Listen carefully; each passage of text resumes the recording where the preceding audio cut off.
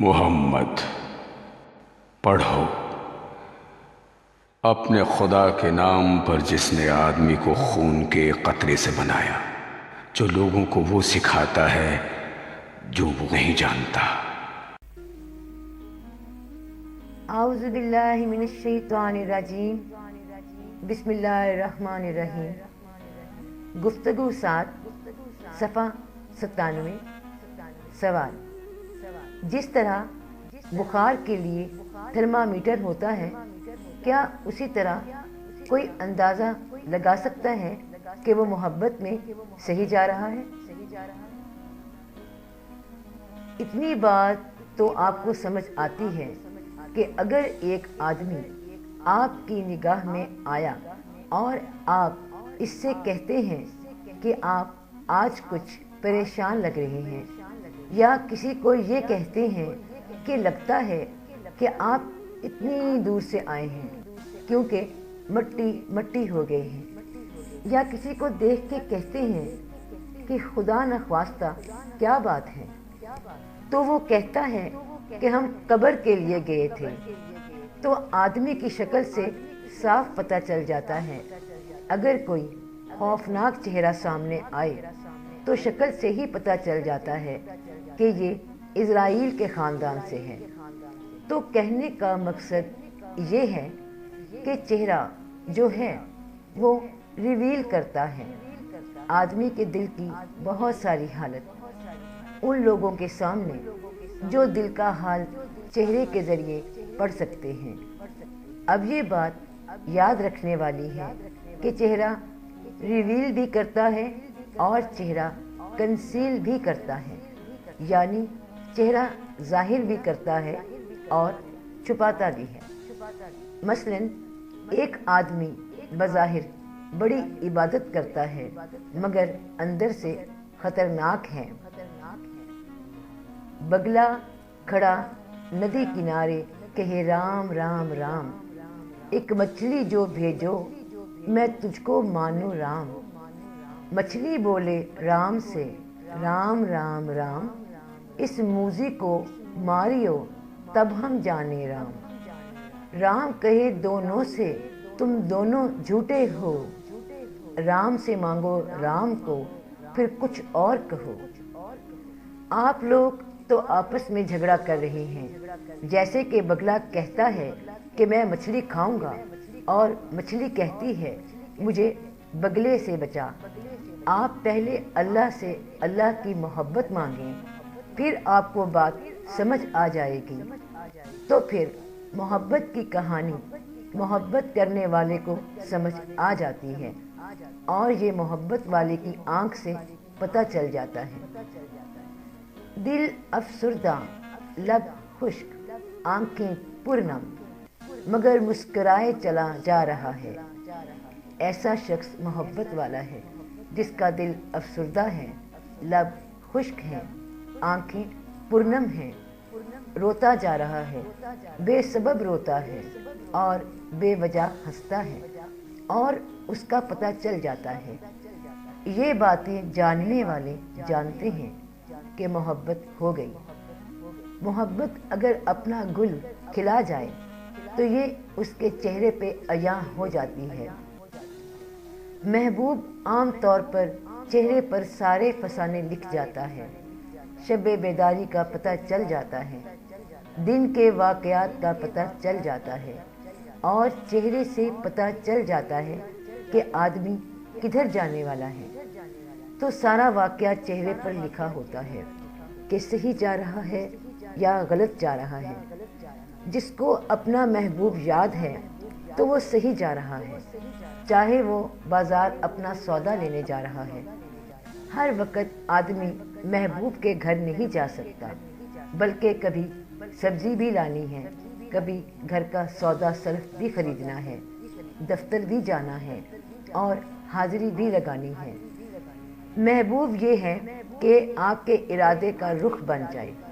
अगर इरादा एक रुख का हो जाए तो फिर महबूब ही महबूब है।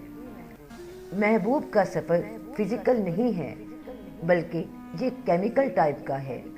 ये इटर्नल है, दायमी है, اسپریچول ہے، روحانی ہے، خیال ہے، ارادہ ہے اور اندر کی بات ہے۔ محبوب معلم ہوتا ہے، وہ خیال کا معلم ہوتا ہے جو آپ کے اندر ہمارے حال رہتا ہے۔ تو آپ کی زندگی کا معلم کون ہے؟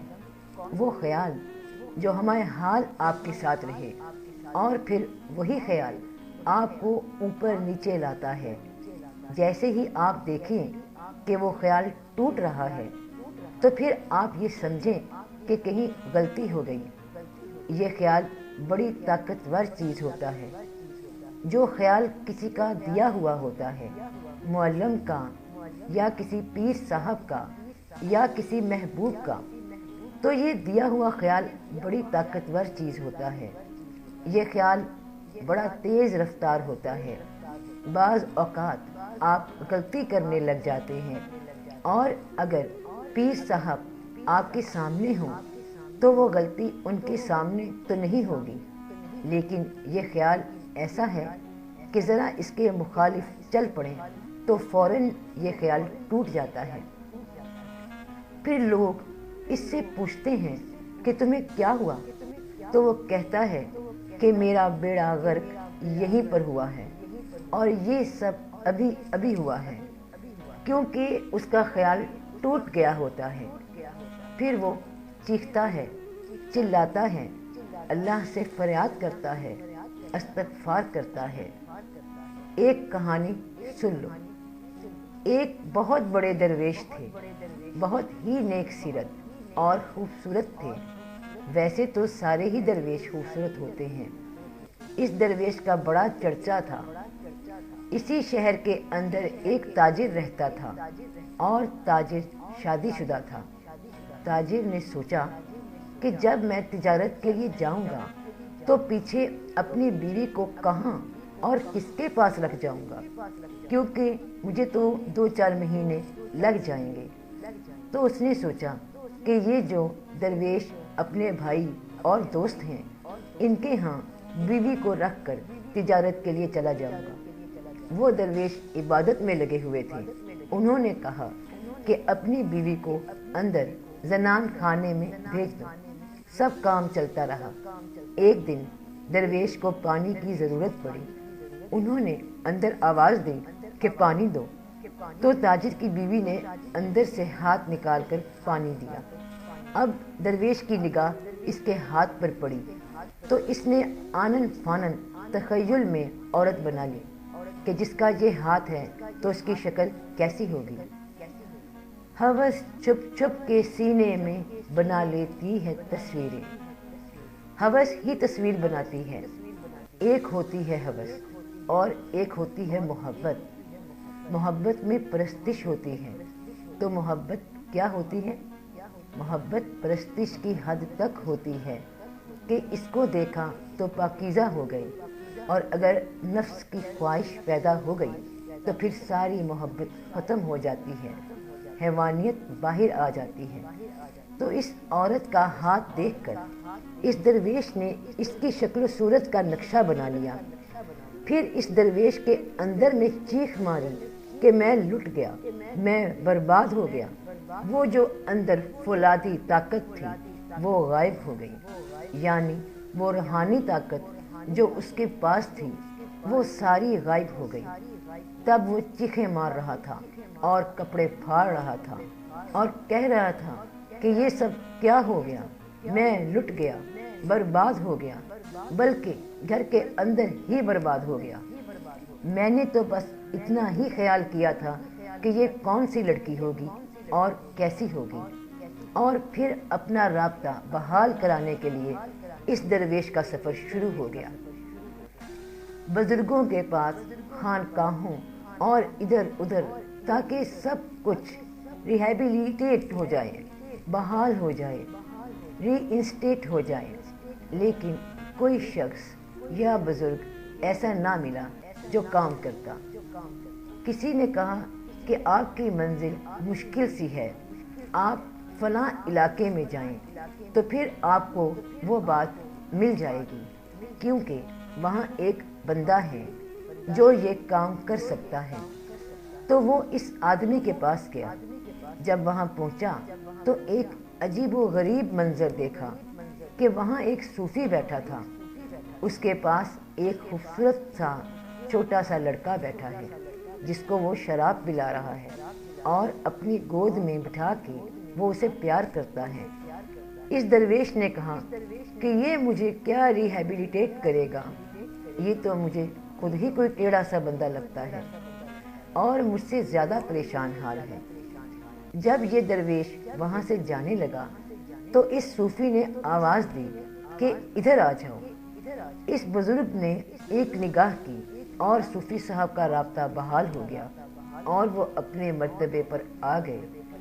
صوفی صاحب کہنے لگے، میرا کام ہو گیا یا شیخ مبارک ہو، میرا کام ہو گیا، لیکن یہ سب کیا ہے؟ انہوں نے کہا، بات یہ ہے صوفی صاحب کہ یہ میرا بیٹا ہے اور میں اس سے پیار بھی کرتا ہوں۔ بیٹے سے پیار کرنے پر آپ کو کوئی اعتراض تو نہیں ہے نا؟ اور یہ شراب نہیں، بالکل خالص شربت ہے۔ میں بیٹے سے پیار کرتا ہوں اور اسے شربت پلاتا ہوں۔ تو صوفی نے پوچھا کہ آپ ایسا کرتے کیوں ہیں؟ انہوں نے کہا کہ میں یہ کام اس لیے کرتا ہوں کہ لوگ اپنی بیویاں میرے پاس نہ چھوڑ جائیں، یعنی میں نے یہ دفاع رکھا ہوا ہے کہ کوئی مجھ پر اعتماد نہ کر لے اور اپنی بیوی نہ چھوڑ جائے تاکہ میں کسی آزمائش میں نہ پڑ جاؤں۔ تو بعض اوقات آزمائش ایسے بھی آ جاتی ہے کہ خیال سے ہی انسان ٹوٹ جاتا ہے۔ صرف ایک خیال آیا اور سارا فکر ٹوٹ کر غرق ہو گیا۔ خیال کی کہانیاں بڑے بڑے درویشوں نے لکھی ہیں۔ ایک راجا تھا اور وہ راجا گلی میں سے گزر رہا تھا۔ اوپر دیکھا تو چھت پر ایک خوبصورت سی لڑکی بیٹھی ہوئی تھی۔ راجے کے دل میں خیال آیا کہ اس کو رانی بنانا چاہیے، لیکن دوسرے ہی لمحے اس کو خیال آیا کہ میری رانی تو زندہ ہے، یہ تو مجھے بہت برا خیال آ گیا۔ وہ اپنے گرو کے پاس گیا کہ اے مہاراج، میں برباد ہو گیا، میری ہر شے ٹوٹ گئی، محنتیں میری ضائع ہو گئی اور برباد ہو گئی کہ میں نے ایسی خواہش کی تھی۔ گرو نے کہا کہ یہ تو بہت برا کیا، وہ تو آپ کی بیٹی جیسی ہوتی ہے اور رعایا کے لیے راجا کا یہ خیال بہت برا ہے، تو اب سیدھا ہی دوزخ میں جائے گا۔ راجا نے عرض کی کہ کسی طریقے سے بچاؤ۔ گرو نے کہا کہ اس سے بچنا بڑا مشکل ہے، لیکن اس کی ایک صورت ہے کہ ہمیشہ رہنے والی دوزخ سے بچنے کا طریقہ یہ ہے کہ تو یہاں پر ہی زندہ جل جا تاکہ تجھے آئندہ آگ کی سولی پر نہ لٹکایا جائے۔ راجا نے کہا کہ مجھے یہ منظور ہے۔ تو چتا روشن کی گئی اور لکڑیاں جلائی گئیں اور راجا اس کی طرف چلا۔ جب وہ آگ کے قریب گیا تو گرو نے پکڑ لیا۔